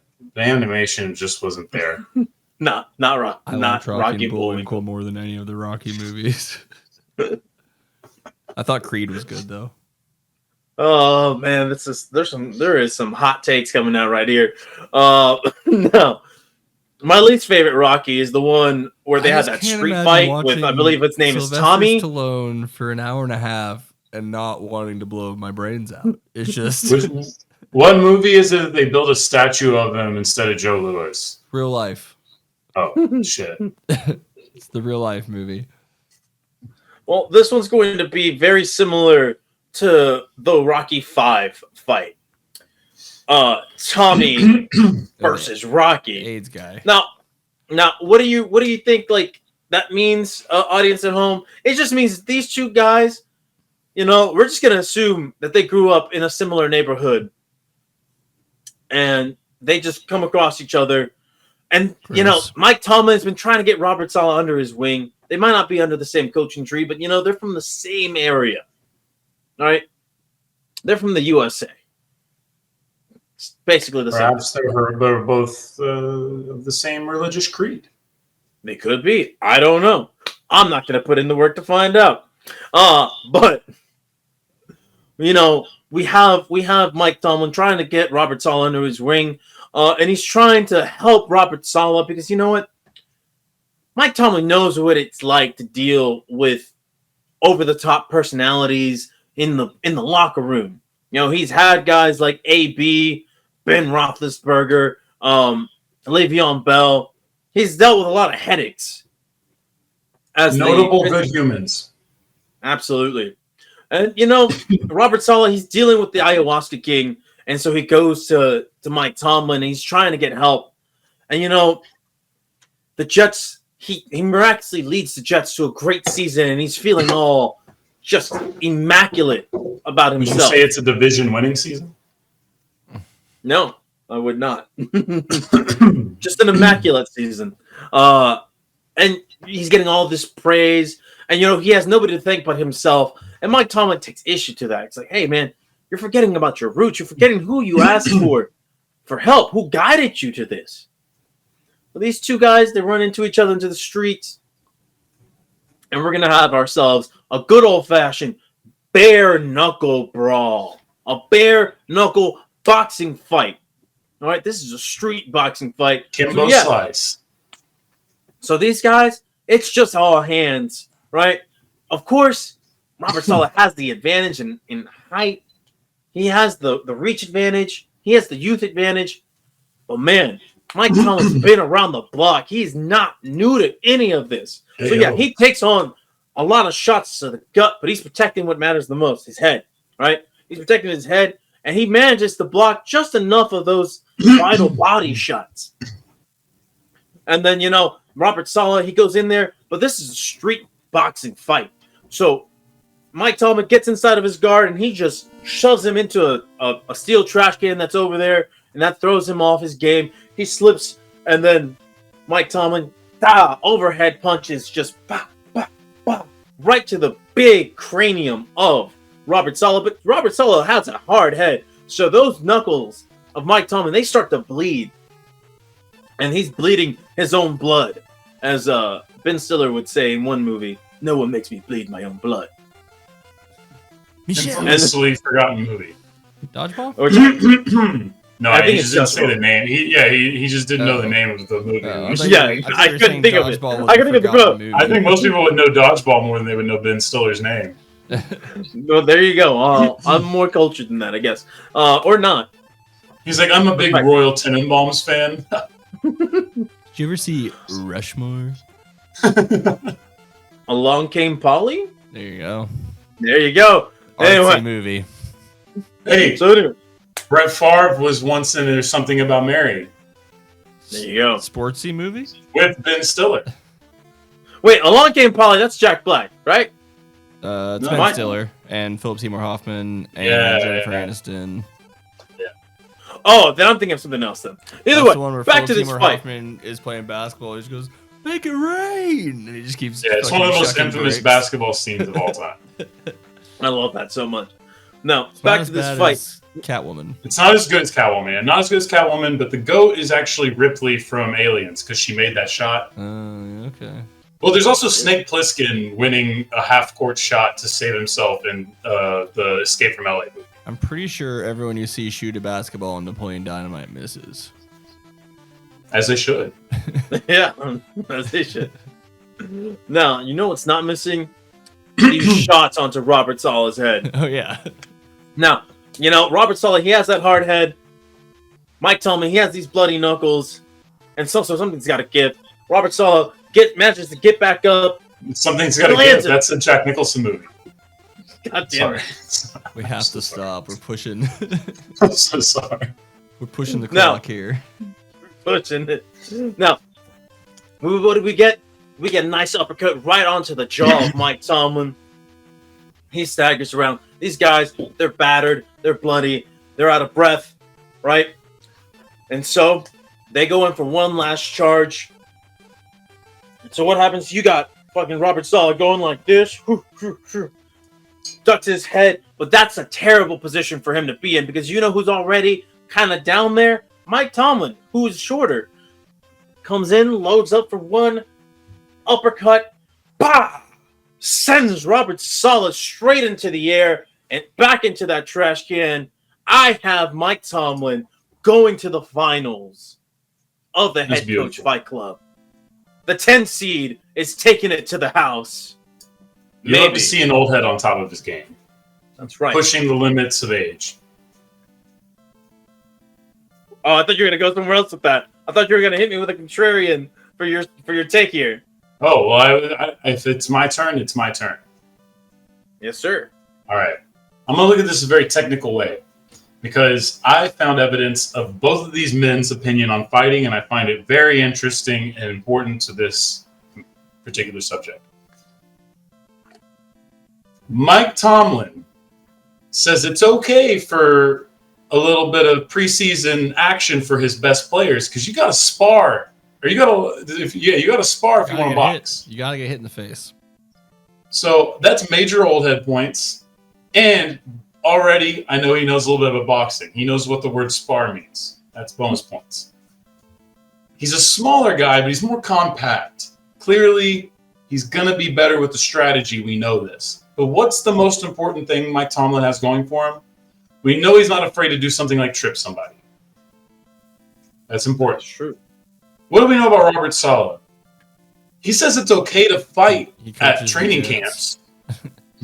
What? I just said he coaches the Jets. That's about... That's true. That is true. And that he's successfully a Muslim head coach in the NFL, which almost is just as remarkable. I think we should all acknowledge that. And in the Jets market, on the Queens call the Jets.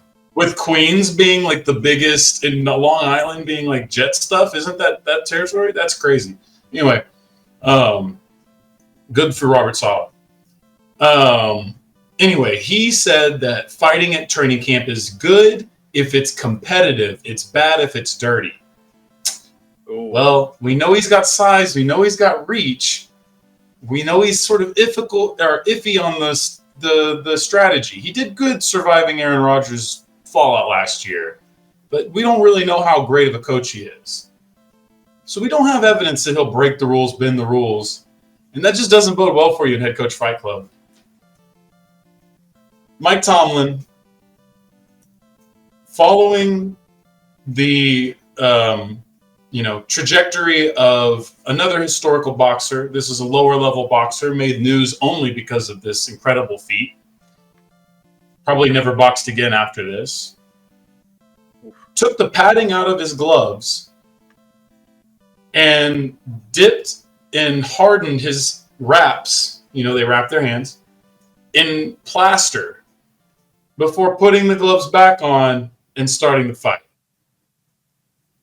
So, due to Mike Tomlin's creative measure, he's got a little extra punch with everything he lands. And therefore, thanks to the plaster hands, takes this fight. Unfortunately, rendering Patrick's opinion merely formality. All right. That's not a problem because we've got us a straight unanimous fight here, guys. There was no question. There was no question Mike Tomlin wasn't getting into that ring. After what happened last year, losing to Belichick in this same round, am I correct? Probably. I have it over here somewhere. Yeah, no. He lost it. He lost in the Elite Eight. I've got it in the Final Four to Bill Belichick. Bill Belichick was against Mike Vrabel. Are they lying if I said I remember? I think. No. I'm looking at your chart on the. Scroll down because the top one was before we actually reseeded. There you go. There's the actual bracket underneath the fake bracket. I know. Don't worry about it. Tomlin lost in the Final Four last year. So without Belichick around, there's nothing to stop him, and he's gonna power on through. Not even really a close fight, to be honest. I don't think Sala was ever in there, man.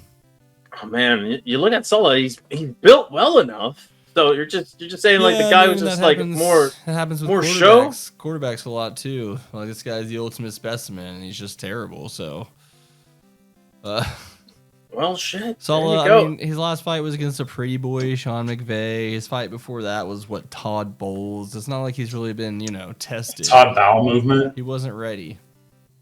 You're right. You know, he did have a cupcake road to the finals. So, all right. Well, there you go. You have one end of the championship seating. If we know one thing, savvy, like age and savvy, and being dirty as fuck, or coaching the Falcons, or coaching the Falcons potentially, yes. Potentially. It is funny because I'm trying to think. Arthur Smith Smith did not reflect on any of these characteristics at all. just awkwardly just staring everywhere. He had this. He just simply had the Dukes. He had the Dukes, and he had. That's why he's the great inaugural winner of this championship, because he Anyone will always can do be the model that which every fighter should try to be moving forward. And let's not forget, he did have $1 billion backing in his father's company. Yeah, we definitely gave him to that because we were just trying to make jokes about nepotism. So that was nice. I was giving Bill Belichick all kinds of powers trying to get him to win that fight, but But the power of nepotism is too strong. in the NFL, you're right. There you go. Yeah, the one time that you actually started to lean towards the chaotic end of things, you're like, nope, overruled, buddy. Sorry. Nepotism. You got one more. Now- Let's do now- this. Let's see it. Let's do this next one, guys. We're here at the finish line. We have D'Amico Ryans versus Raheem Morris. And well, Patrick, go ahead and play the music for the wheel to determine what we have going on. Wheel in the sky keeps on burning. Oh my goodness. I don't know where I'll be until. We got ourselves Rolling. wrestling match. That's right, gentlemen. We have Raheem Morris defending the Atlanta Falcons' undefeated record in Head Coach Fight Club against the upstart D'Amico Ryans. Now, you look on paper and you think to yourself, man, D'Amico Ryans, he's a former NFL linebacker, right? A former Pro Bowler, a current head coach. He's just a defensive guru. He's about the action. But Raheem Morris, man, this is a story of redemption, right? A story of persevering and overcoming the odds. And so I'm going to lean in on one particular wrestling match that this kind of reminds me of. All right? It's Stone Cold Steve Austin, who's just come back from a broken neck, coming up against Triple H. All right? So in this case, D'Amico Ryans, he's the game. He's Triple H. And actually, I don't remember if this actually happened or not, but fuck it. Don't fact check me. This is my scenario. Anyway, he comes in. D'Amico Ryans like, I'm the game. You can't beat me. And then spits water into the air and flexes. And then the glass breaks. Raheem Morris comes out the crowd, gives everybody the bird, because you know what? The Falcons, they're known as the Dirty Birds, so he's just giving it to everybody. And he goes into the ring, and he doesn't even wait for the bell to ring. He just immediately jumps up on top of D'Amico Ryans and just starts kicking his ass, stomping a mud hole down. Oh, yes, very. Wrestling is a little sensual. It's grown men in their underwear just beating the shit out of each other and hugging each other real tight. Now, back to this. He's just beating a mud hole down on D'Amico Ryans. The referee tries to separate these two, and then he rings the bell, officially starting the match. And then what happens? A lot of shenanigans. D'Amico Ryans goes for a clothesline, sending Morris out of the ring, and immediately starts throwing him into the announce desk, into the steel steps, into the barricade. And the crowd is just losing their mind. They're like, boo! They're booing the shit out of D'Amico Ryans, who to this point had been a crowd favorite, but now, he's just being the aggressor. He's being an asshole. And Raheem Morris, he's a man of the people. He gets back up, gives him the bird again, flicks him in the eye, and then hits him right in the throat. Just immediately, D'Amico Ryans is trying to recover. And then what does Raheem Morris do? Loads him up for a suplex right onto the steel steps. Oh, you sick fuck, Raheem Morris. What are you doing? And then D'Amico Ryans. Oh, man. What's happening now? The music goes down. The lights, they're cut off. And they come back on. And who is staring Raheem Morris in the face? It's no longer D'Amico Ryans, guys. No. It's Matt Schaub. I don't know why Matt Schaub's here. But Matt Schaub is here. He's a tall man. He looks a little dead in the face. He's trying to be the role of The Undertaker. But nobody's having it. Raheem Morris goes for a low blow. Hits him with the stunner. Immediately gets him out of the way. And then what happens? Should have called Sage Rosenfeld. Should have called Sage Rosenfeld. You're right. D'Amico Ryans immediately goes for the knees of Raheem Morris, taking him out. Oh, he's writhing in agony. And he goes into the ring to try to put him into a submission hold, to make him tap out, to focus on the knee. But yet again, the lights come down. And then his music plays. Do you hear that? It's Arthur Smith! Arthur Smith! Music plays. And D'Amico Ryans is looking at the entryway, waiting for him to make his way down. But he's not coming. He's not coming out. What is happening? It was all a ruse, baby. Because in the backstage area, Arthur Smith just paid the production guys a lot of money, FedEx dollars, if you will, to play his music to distract D'Amico Ryans long enough for Raheem Morris to get back up, turn D'Amico Ryans around, and hits them with a stunner for the 1, 2, 3. Raheem Morris, he continues the undefeated legacy? Maybe? Question mark? We'll find out in the other guys' predictions. Bethke, lead it off for us. I will happily. So we established some wrestling canon just about a week or two ago. I forget time. It's a construct anyways. Don't worry about it. There was a tracing of lineage for Raheem Morris all the way to the Dudley brothers. And if you'll recall, similar to Marvel, the Dudley family is very large and extensive. There's so many variants of Dudleys in this universe, as I found out just a week or 2 weeks ago. I really can't recall. We know what they're going to bring to the fight. The rings are back. The multiverse of Dudleys is back.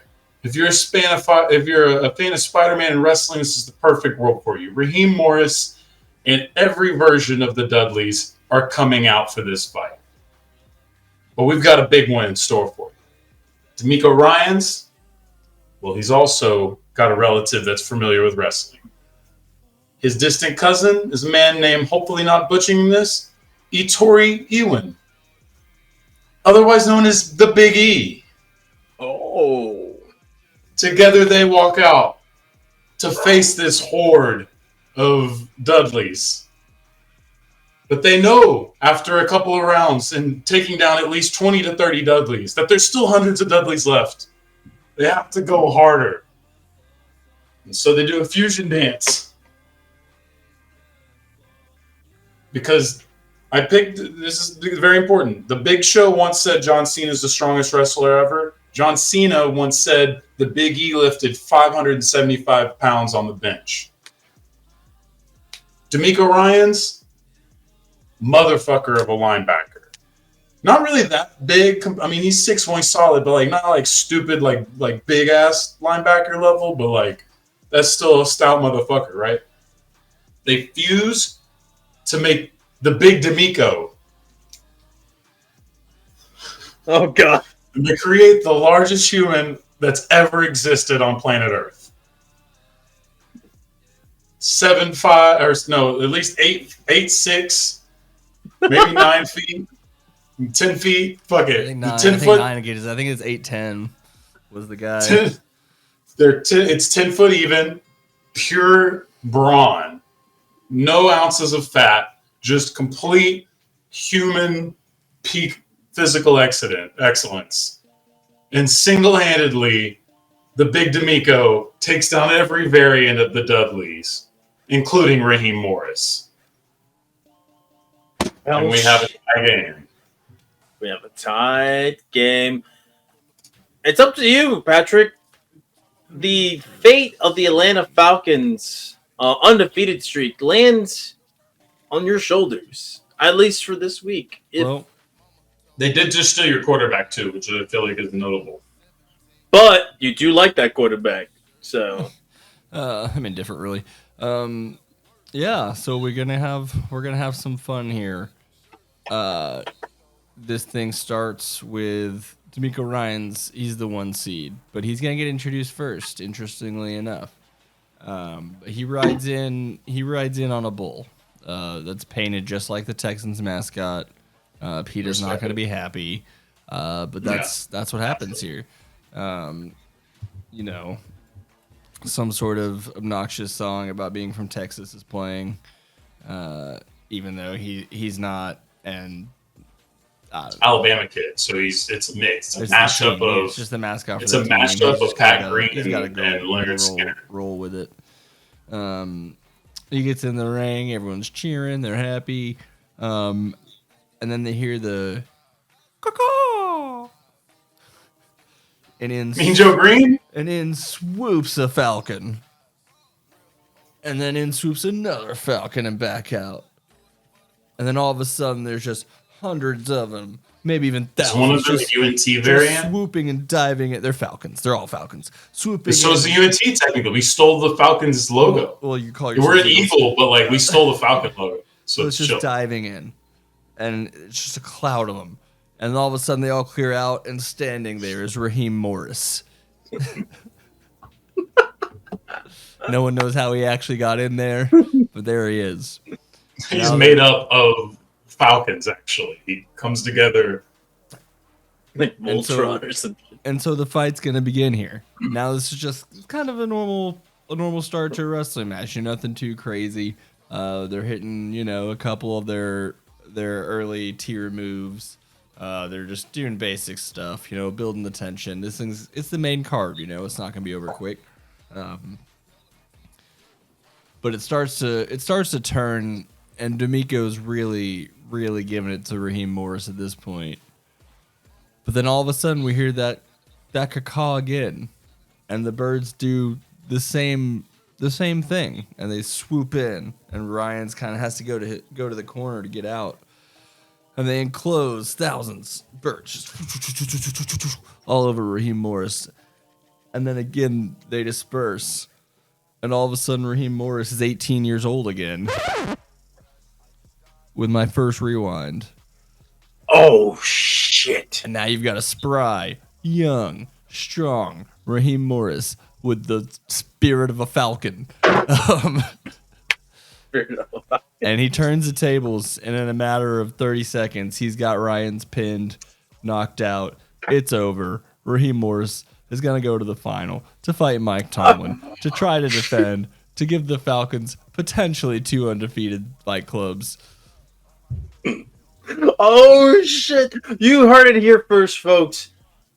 We have in the championship fight. He did play safety at Hofstra, so that's a pretty solid. There It's a you pretty go. solid background. I think 19 probably is the wrong age to have gotten him at, but I'll let it pass. 21 probably would have been smarter. 21, Yeah, probably would 22. have gone 21 because Yeah, well, it doesn't matter because now You know what I meant. we have Raheem Morris defending the Atlanta Falcons head coach Fight Club trophy against Mike Tomlin. Oh That's my beautiful. goodness. I'm gonna It tell you is. what. This was an interesting way to get to this final, guys. This is, as y'all know, this is my baby here, this creation. And I'm excited to see how this turns out next week as we end the Fight Club and head in to the NFL regular season and you're back to your regular scheduled football programming. We're back to talking about how the boring-ass quarterbacks in the football. NFL all suck. That's right. Get ready for some nice, hot, spicy takes and fire out of I was out actually of all of told us the here. season won't count. This is just a fun season for everyone just to go out there and play and have a good time. Don't even worry about wins and losses. It doesn't mean anything. Ooh. Is that what Even this though season is? once you watch your team lose, it will ruin your day for a couple of hours. It depends on how they lose. Listen, They're I- good. They're good at finding ways. Every It depends week. how quickly they're hopeless too. That's always a big factor about the NFL season is how quickly the hopelessness sets in. It For does everybody, make it's watching, different. It makes watching other games a lot easier when your team's out of it by week 9.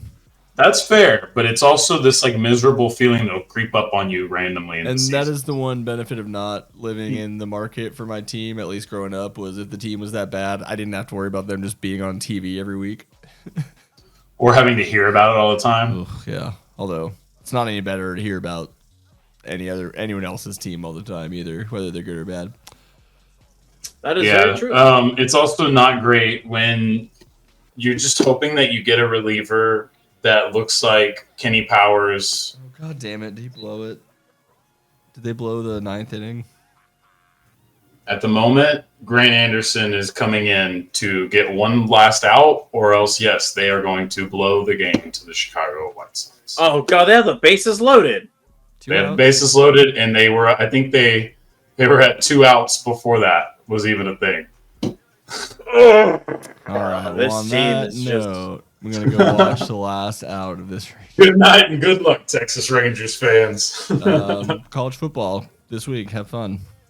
Oh, I am so ready to spend so much time talking about college football next week. And I hope there's so many angry things I get to say, I'm but that are fun angry. I'm just hoping I don't forget that there's college football this weekend.